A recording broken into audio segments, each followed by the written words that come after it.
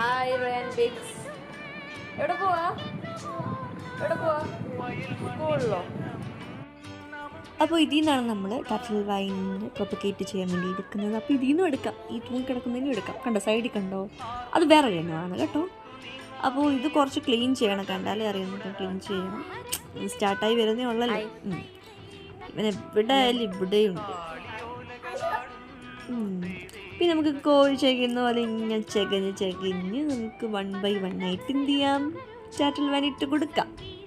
വലിയ പൈസപരമായിട്ടുള്ളൊരു ചിലവൊന്നും ഇല്ല ഇതിൻ്റെ.